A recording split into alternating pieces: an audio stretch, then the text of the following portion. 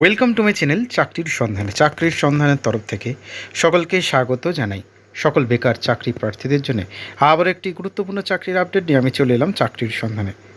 এবারে পশ্চিমবঙ্গ সরকারের directorate of security দপ্তরের অধীনে ড্রাইভার নিয়োগ করা হচ্ছে, অর্থাৎ রাজ্য পুলিশে নিয়োগ করা হবে ড্রাইভার পদে। যে কোনো ভারতীয় নাগরিক অর্থাৎ পশ্চিমবঙ্গের যে কোনো জেলার প্রার্থীরা আবেদন করতে পারবেন।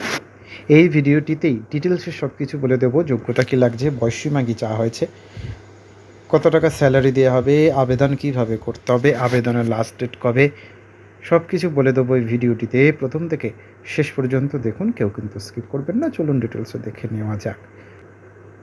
দেখুন, বলা হয়েছে আবেদন প্রক্রিয়া শুরু হয়েছে 17ই ফেব্রুয়ারি 2026 থেকে, শেষ তারিখ 27শে ফেব্রুয়ারি 2026 বিকেল 5টার মধ্যে। কলকাতায় নির্ধারিত দপ্তর আবেদনপত্র সরাসরি জমা দিতে হবে।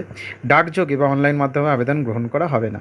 আবেদনপত্র সঠিকভাবে পূরণ করে প্রয়োজনীয় নথি সংগ্রহ করা বাধ্যতামূলক। নির্ধারিত সময়সীমার পরে জমা পড়া আবেদন বিবেচনা করা হবে না।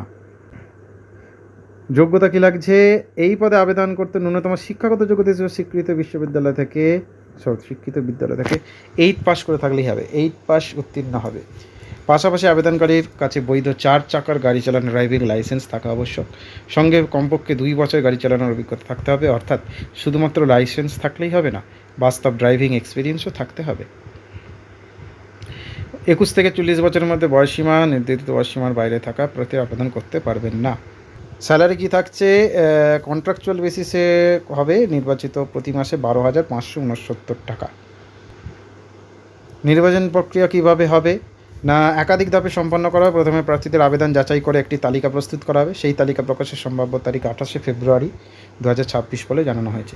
প্রাথমিকভাবে নির্বাচিত প্রার্থীদের জন্য 1 মার্চ 2026 তারিখে ড্রাইভিং টেস্ট নেওয়া হবে। এই পরীক্ষায় প্রার্থীদের গাড়ি চালানোর দক্ষতা সরাসরি মূল্যায়ন করা হবে। এরপর 2 মার্চ 2026 তারিখে ইন্টারভিউ অনুষ্ঠিত হবে। ড্রাইভার নিয়োগ পদ্ধতি কী হয়, ড্রাইভিং টেস্ট এবং ইন্টারভিউ উত্তীর্ণ প্রার্থীদের ক্ষেত্রে মেডিকেল এক্সামিনেশন ও ক্যারেক্টার ভেরিফিকেশন করা হবে।